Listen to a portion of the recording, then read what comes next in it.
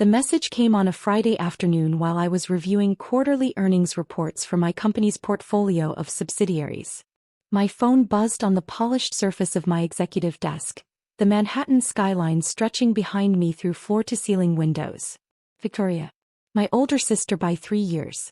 I opened the text and read it twice, letting the familiar sting of dismissal wash over me before it evaporated into the analytical calm I'd perfected over 15 years in private equity.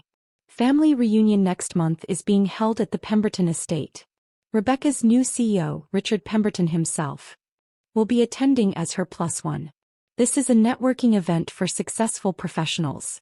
Given your situation, it might be better if you skip this one. We don't want any awkward conversations about career choices. Hope you understand. My situation. My career choices. I set the phone down and returned to the financial statements in front of me. Chin Industries' latest acquisition was performing above projections. The pharmaceutical division needed restructuring, but the manufacturing arm was solid. Another successful quarter for the portfolio. My portfolio. The one I'd built from a single $3 million investment 15 years ago into a private equity empire worth $2.8 billion. But my family didn't know that. To them, I was still Maya Chin, the daughter who'd dropped out of the family business to play with computers, in some vague tech startup that never quite materialized. The one who lived modestly, drove a practical car and never talked about work because, they assumed, there wasn't much to talk about. They had no idea that Chin Industries, the private equity firm they'd never heard of, owned controlling stakes in 17 companies across 6 industries, employed over 4,000 people, and had just been ranked by Forbes as one of the top 15 most influential private equity firms in North America. They didn't know because I'd never told them. 15 years ago, when I'd left the family's traditional corporate path, my father had wanted me to join the family's mid-sized import business. I'd made a choice. I'd taken the small inheritance from my grandmother, $3 million that my parents had dismissed as nice but not life-changing, and I'd disappeared into the world of venture capital and private equity. My family had been disappointed. My father had given me speeches about loyalty and tradition. My mother had worried about my stability. My sister Victoria had been openly contemptuous. "You're throwing away a guaranteed position for some fantasy about being an entrepreneur," she'd said. "You'll be back in 2 years begging for a job." I hadn't gone back. Instead, I'd spent 2 years learning everything I could about identifying undervalued companies, negotiating acquisitions, and restructuring for profitability. My first major success had been a struggling medical device manufacturer that I'd purchased for $8 million, restructured, and sold 3 years later for $47 million. I'd reinvested every dollar. By year 5, I had a portfolio worth $180 million. By year 10, I'd crossed the billion-dollar threshold. By year 15, Chin Industries was managing assets worth $2.8 billion, and I personally controlled companies that ranged from pharmaceutical manufacturers to technology consulting firms to luxury resort properties. I kept a low profile deliberately. No media interviews, no social media presence, no public profiles. I operated through holding companies and investment vehicles. When I attended industry conferences, I was Maya Chin, managing partner of Chin Industries, a name that meant everything to people in private equity and nothing to people outside it. My family had never bothered to Google me. They'd never asked what company I worked for. They'd never inquired about the details of my work beyond superficial questions that I answered vaguely. "Still doing the tech thing?" my father would ask at the occasional family dinner. "Still investing," I'd reply. "Any big wins?" Victoria would ask with thinly veiled condescension. "A few successful exits," I'd say, and change the subject. They interpreted my modest lifestyle as evidence of modest success. I lived in a comfortable but not ostentatious townhouse in Brooklyn. I drove a Tesla Model 3, practical and electric but not flashy. I wore well-made but understated clothes. I didn't vacation in obvious places or post about my life online. What they didn't know: the Brooklyn townhouse was one of 4 properties I owned, including a penthouse in Manhattan that I used for business entertaining and a villa in Tuscany. The Tesla was one of 3 vehicles. The others, including a vintage Porsche, stayed in a private garage I never mentioned. My clothes were custom-tailored by a designer who dressed Fortune 500 CEOs but didn't advertise. I wasn't hiding my wealth. I simply wasn't advertising it to people who'd already decided I was a failure. Victoria, meanwhile, had become the family's success story. She'd climbed the corporate ladder at various pharmaceutical companies, and 6 months ago, she'd landed a position as Senior Vice President of Strategic Development at Pemberton Pharma, a mid-sized pharmaceutical company that specialized in generic drug manufacturing. She'd been insufferable about it. Richard Pemberton himself recruited me, she'd announced at the last family dinner. He said my strategic vision was exactly what the company needs. We're positioned for major growth. My father had beamed with pride. My mother had actually teared up. They'd toasted Victoria's success, her intelligence, her inevitable rise to even greater heights. I'd smiled politely and said congratulations. What I hadn't said, I knew Pemberton Pharma very well. I'd been analyzing them for 6 months as a potential acquisition target.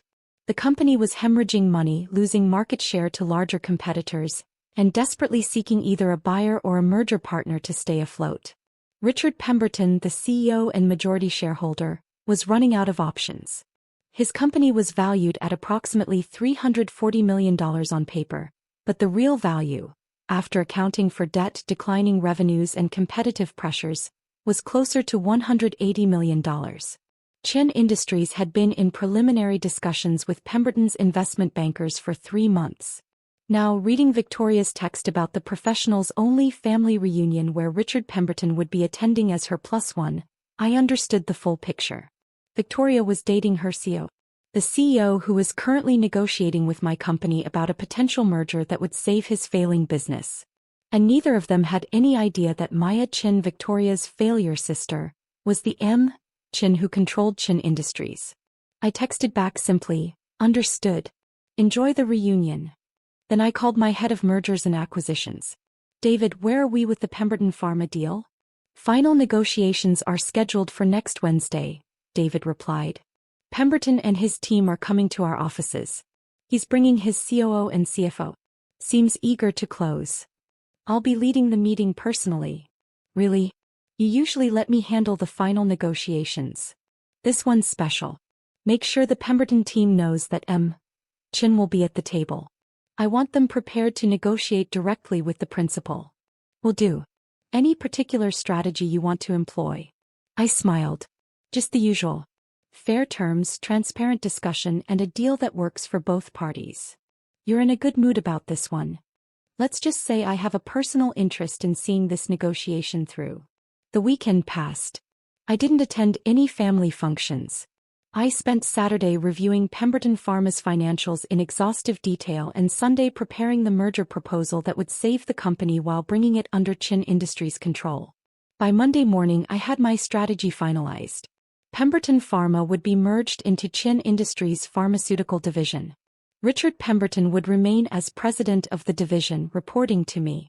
The merger would preserve jobs, stabilize the company's market position, and provide the capital injection needed for Pemberton's pipeline of generic drugs to reach market. It was a good deal. Fair, strategic, and mutually beneficial. It was the kind of deal I'd built my reputation on. Tuesday evening I got another text from Victoria. Richard is so excited about the family reunion. He wants to meet everyone. Dad is thrilled. This is exactly the kind of connection our family needs.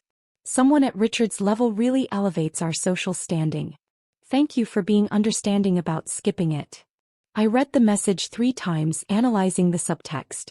Victoria was using Richard Pemberton to elevate her status within the family. She was positioning herself as the one who'd made it, the one who brought connections and prestige. And she was doing it by explicitly excluding me. I replied, I'm happy for you both.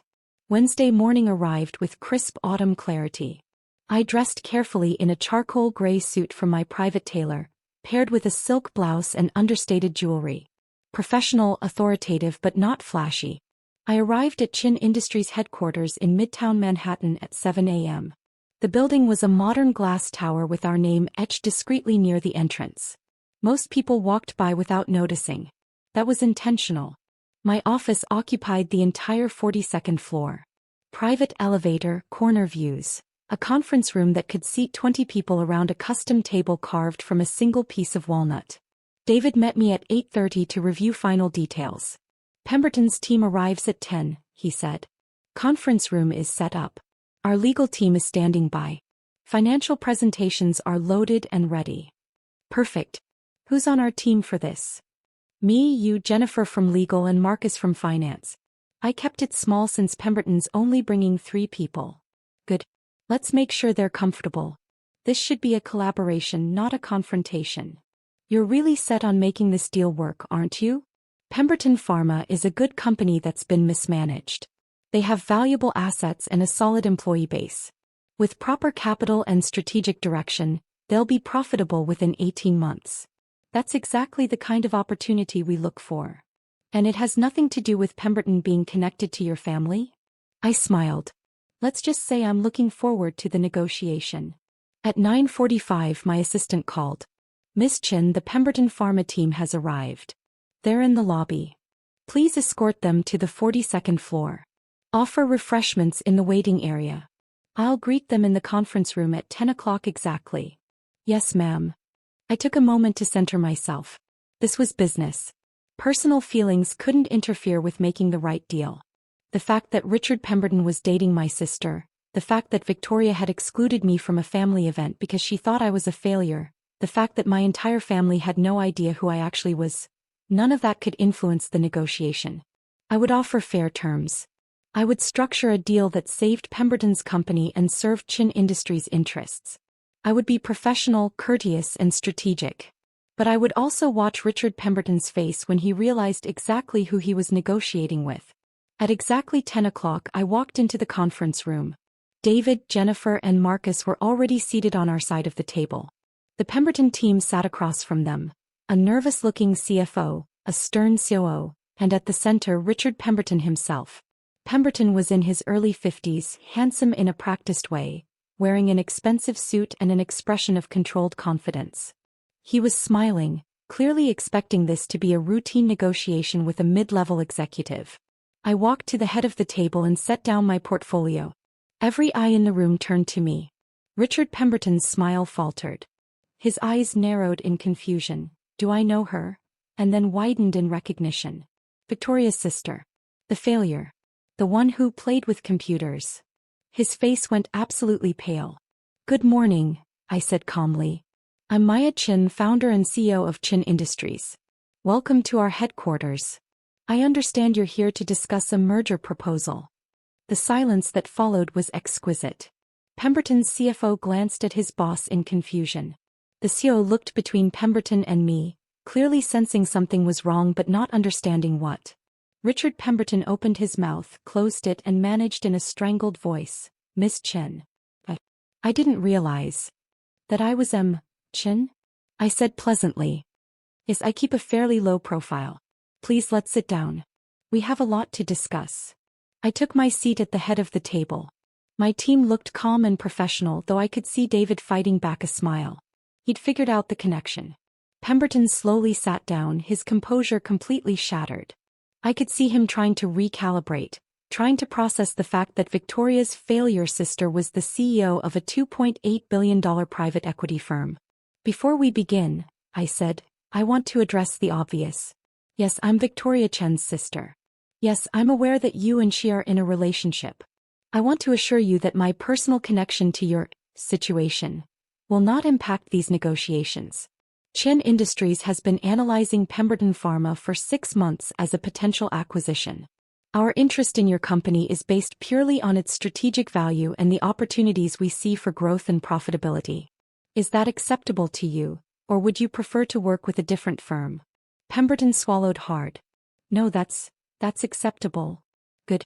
Then let's proceed. I nodded to Marcus, who pulled up the first presentation slide. Our analysis of Pemberton Pharma shows a company with strong fundamentals that's facing significant headwinds. Market share has declined 23% over the past 3 years. Revenue is down 31%. However, you have a robust pipeline of generic drugs in various stages of FDA approval, a skilled workforce, and manufacturing facilities that are currently underutilized but highly valuable. I walked them through the analysis with the same precision I brought to every deal. Current valuation, debt structure, competitive pressures, opportunities for improvement. Pemberton's CFO was nodding along, clearly impressed by the depth of our research. The CEO was taking notes. Pemberton himself looked like he was in shock. After 30 minutes of presentation, I paused. Questions so far? The CFO spoke up. This is incredibly thorough. You've clearly done your homework. We always do. Now let me outline our proposed merger structure. I walked them through the deal. Chin Industries would acquire Pemberton Pharma through a stock-and-cash transaction valued at $220 million, significantly above the company's current market value but below what Pemberton probably hoped for. The company would become a division of Chin Industries Pharmaceutical Holdings. Jobs would be protected. The current management team, including Richard Pemberton, would remain in place but would report to Chin Industries board. The key advantages, I said, are immediate capital injection of $50 million for operations and drug development, access to Chin Industries' network of manufacturing and distribution partners, and strategic guidance from our team of industry experts. In exchange, we acquire 85% equity, with the remaining 15% held by current shareholders including yourself, Mr. Pemberton. That's very generous, the CFO said carefully. It's fair, I corrected. Your company is worth saving. It has good bones. It needs capital, strategic direction, and operational restructuring. We can provide all of that. But I want to be clear about expectations. This isn't a passive investment. We will be actively involved in management decisions. We will expect quarterly performance reviews. We will hold the leadership team accountable for results. I looked directly at Richard Pemberton. This is a partnership, but it's one where Chin Industries holds the controlling interest and makes final decisions. Is that something you can work with? Pemberton seemed to have regained some of his composure. May I ask a question? Of course. How long have you known about Victoria and me? Since she mentioned it at a family dinner 6 months ago. Around the same time we began our preliminary analysis of your company.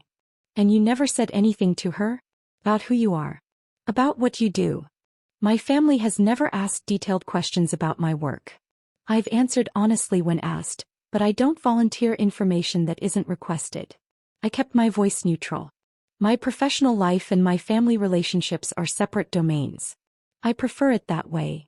Does Victoria know you're this? He gestured around the conference room. She's about to find out. I assume you'll tell her. His face went even paler. She's been telling me about you. About how you never quite lived up to your potential. How the family worries about your career struggles. I'm aware of how my family perceives me. Again, that's separate from this negotiation.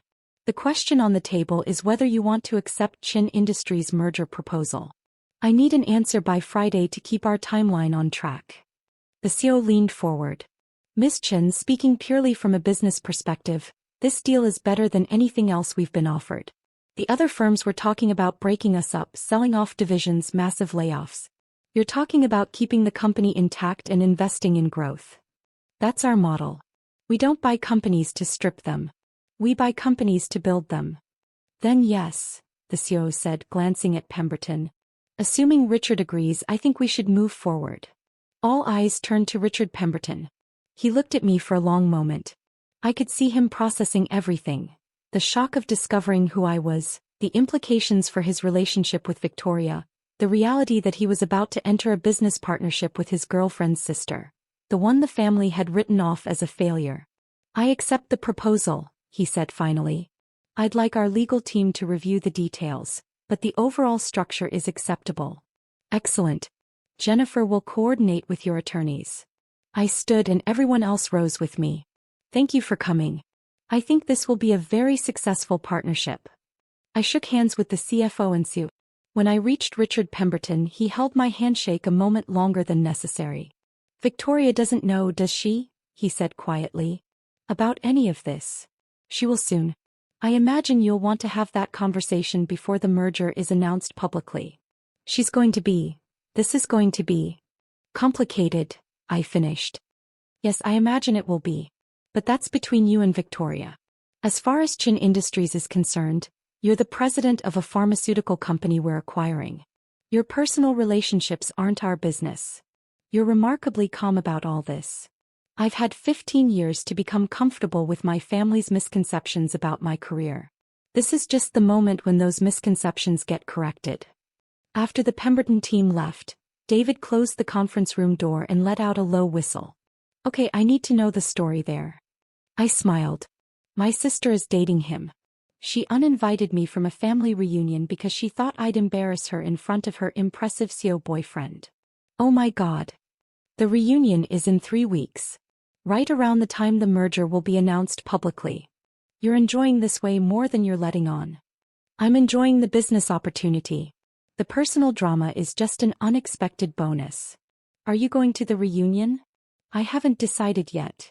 My phone buzzed. A text from Victoria. Richard just called me in a panic. He said he's been in a meeting with Chin Industries. Do you know anything about this? He sounded really weird. Something about merger negotiations. I stared at the message for a moment, then typed, I know Chin Industries. They're a reputable firm. If Richard is working with them, he's in good hands. Her response came immediately. How do you know them? I've followed their portfolio companies. They have a good track record. Richard said the CEO was in the meeting. He said her name was Maya Chin. Like your name?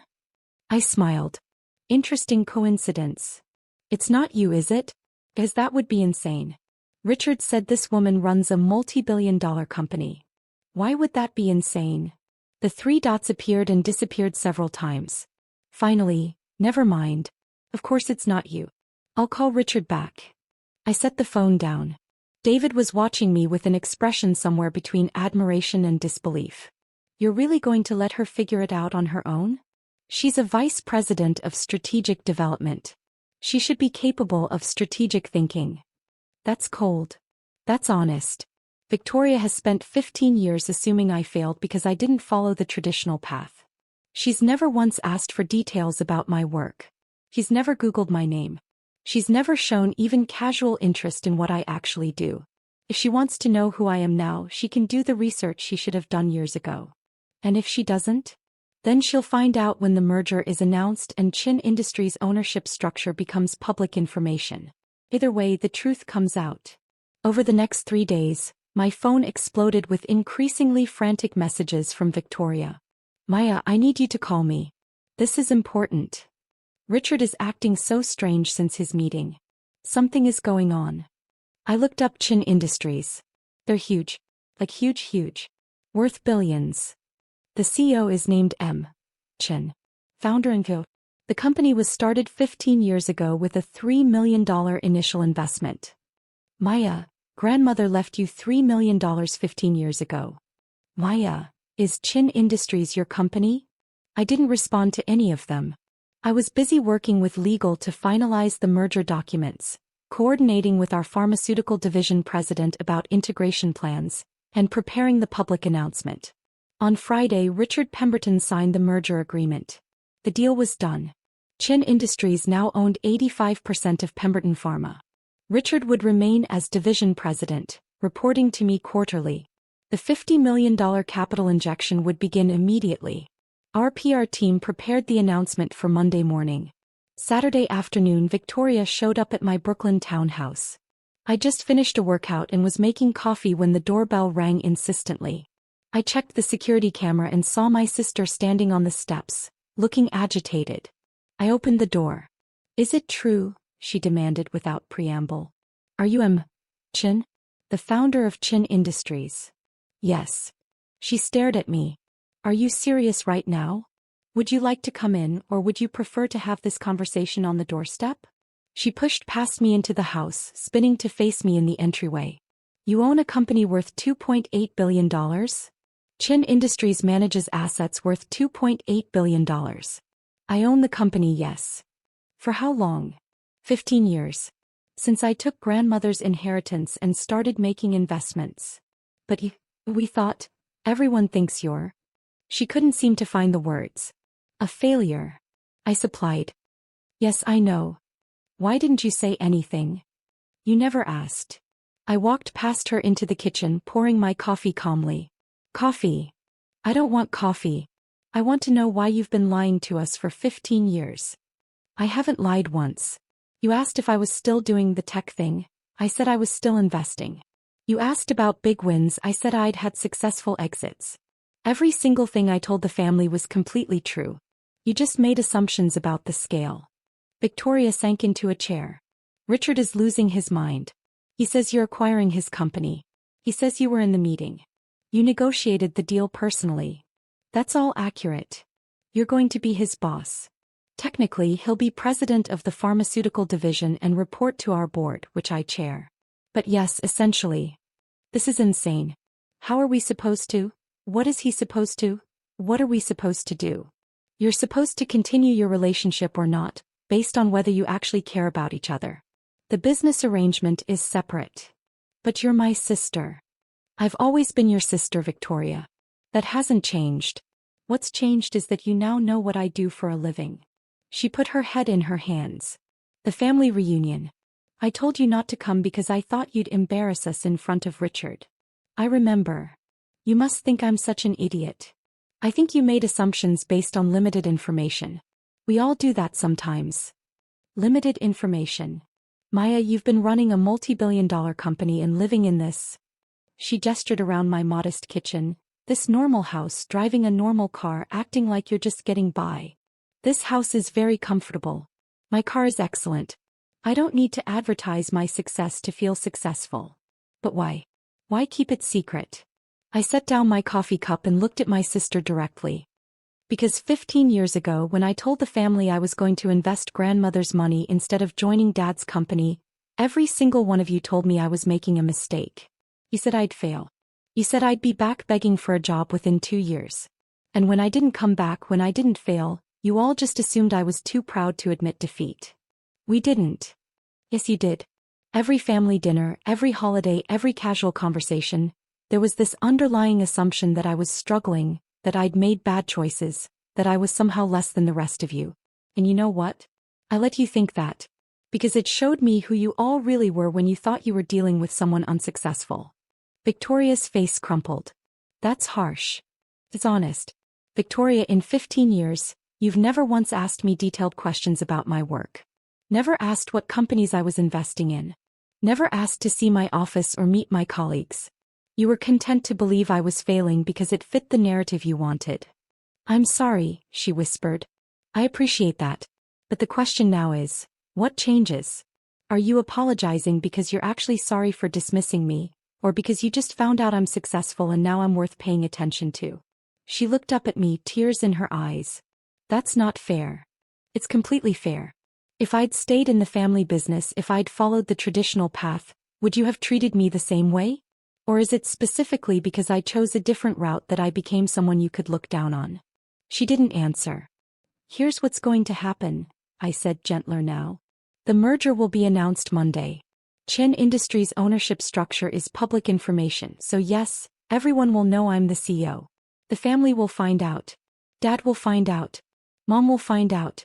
And everyone will have to adjust their understanding of who I am and what I've been doing for the past 15 years. What about the reunion? What about it? Are you going to come? You should come. You should absolutely come and show off. I shook my head. That's not my style, Victoria. I didn't build this company for validation from the family. I built it because I wanted to prove to myself that I could identify value where others didn't see it, that I could build something meaningful, that I could make a real difference in the business world. But you've earned the right to. I've earned the right to make my own choices about how public I want to be. The merger announcement will happen because it's required. The family will find out because it's inevitable. But I'm not going to parade my success around at a reunion just to make people feel bad about underestimating me. Victoria wiped her eyes. Richard wants to talk to you. About the merger, but also about everything. I'm available for business discussions.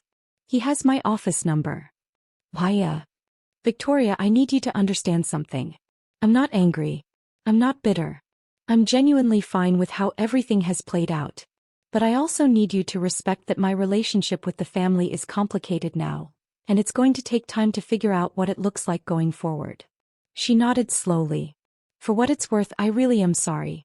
And not just because you're successful. Because I should have been a better sister regardless. Thank you. That actually does mean something. After Victoria left, I sat in my quiet townhouse and thought about the reunion. The truth was, I didn't want to go and watch my family scramble to recalibrate their understanding of me. I didn't want to see my father's guilt, my mother's shock, the extended family's sudden interest in my opinions and my work. I'd built my life and my career without their approval. I didn't need it now.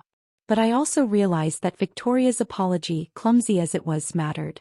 And maybe the reunion could be an opportunity, not to show off but to finally let my family see me as I actually was. Monday morning, Chin Industries issued the press release. Chin Industries acquires Pemberton Pharma in $220 million merger. Deal strengthens pharmaceutical division, preserves jobs, positions company for growth. The release included details about the acquisition structure, quotes from both parties, and background on Chin Industries' track record of successful mergers and acquisitions. It also included my name and title, Maya Chin, founder and CEO. By noon, my phone had 17 missed calls from family members. I ignored them all and focused on work. The Pemberton integration was going to require careful management. I had meetings with the pharmaceutical division president, calls with key Pemberton employees to reassure them about the transition, and strategy sessions with my executive team. At 3 p.m. my assistant buzzed. "Miss Chin, your father is in the lobby. He doesn't have an appointment but he's asking to see you." I paused. "Send him up." 5 minutes later my father entered my office. He stopped just inside the door, looking around at the panoramic windows, the expensive furnishings, the wall of awards and recognition from industry organizations. "Maya," he said quietly. "Hi, Dad. This is your office?" "Yes. You built all this? This entire company? With a great team and a lot of hard work, yes." He walked slowly to the windows looking out over Manhattan. "Why didn't you tell us?" "I tried to at first. You didn't want to hear it. We would have listened if we'd known." "If you'd known I was going to be successful?" "Yes, probably. But when you thought I was just starting out, making risky investments, trying something new, you weren't interested. You wanted me to follow the safe path." He turned to face me. "I wanted to protect you from failure." "I know. But Dad, I had to be allowed to try. And when I succeeded, I needed to know that the people in my life valued me for who I was, not for what I'd accomplished. And we failed that test. You made assumptions. We all do. But yes, it hurt to be dismissed by my own family for 15 years. He sat down across from my desk, suddenly looking older. "What can I do to make this right? You can start by accepting that I chose a different path and it worked out. You can stop measuring my success by whether it looks like what you expected. And you can try to actually get to know who I am now, not who you thought I was." "I'd like that," he said. "I'd like that very much." "Then come to the quarterly board meeting next month. Chin Industries is presenting our annual strategy. You'll see what we do, meet my team, understand the scope of the work. Not as a guest, but as someone genuinely interested in learning." "I'll be there," he promised. The family reunion happened 3 weeks later. I decided to attend. When I arrived at the Pemberton Estate, which coincidentally was one of the properties I'd considered acquiring the previous year but decided was overpriced, my family was gathered on the lawn for pre-dinner cocktails. Victoria saw me first. She crossed the lawn quickly, Richard trailing behind her. "You came," she said. "I came. Thank you." "Really?" Richard extended his hand. "Why, I wanted to thank you again for the way you've handled the transition. Your team has been incredibly professional. That's our standard. How are you adjusting?" "Better than I expected, honestly. Your pharmaceutical division president is brilliant. I'm learning a lot." "Good. That's the goal." My father approached with my mother. "Maya, sweetheart. We're so glad you're here. Thank you for having me." My mother hugged me, tears in her eyes. "I'm so sorry we didn't see you clearly. We're so proud of you." "I appreciate that, Mom." The rest of the evening was a study in recalibration. Extended family members who'd barely acknowledged me at previous gatherings now wanted to talk business, ask for advice, understand my career path. Some of it felt genuine. Some felt opportunistic. I navigated it all with the same diplomatic skill I brought to boardroom negotiations. At one point my father gathered the family for a toast. "I want to acknowledge something," he said. 15 years ago my daughter Maya made a choice that I didn't understand. She took a risk that I thought was foolish. And I was wrong. He looked at me across the lawn. Maya built something extraordinary not because we supported her but despite our doubts. She's shown us that success comes in many forms, and the most meaningful success comes from following your own vision, not someone else's expectations. He raised his glass. To Maya, who taught us all that sometimes the bravest thing you can do is trust yourself when no one else does. Everyone raised their glasses. To Maya. I felt tears prick my eyes but I smiled. Later Victoria found me alone on the terrace. It's different now, isn't it? She said. Everything's different. The question is whether it's different in a good way. I think it could be. If we let it. She paused. Richard and I are getting serious. He wants me to know that he's with me because he loves me, not because of any connection to you or your company. I believe him. He seems like a good man. He is. And Maya? I'm going to be a better sister. Not because you're successful but because I should have been all along. I'd like that. We stood together, looking out at the party, at our family, at the complicated web of relationships and misunderstandings and new beginnings. You know what's funny? Victoria said. All this time we thought you were the one who needed our approval. Turns out you were the one evaluating us. I smiled. I prefer to think we were all learning about each other. It just took 15 years and a merger to make it happen. Well, she said, linking her arm through mine, better late than never. Better late than never, I agreed. And for the first time in 15 years standing at a family gathering, I felt like I was actually seen for who I was. Not who they'd assumed I'd become, not who they'd feared I'd failed to be, but who I'd chosen to become through years of hard work, strategic thinking and quiet determination. Maya Chen, founder and CEO of Chen Industries. And finally, after all this time, someone my family was willing to know.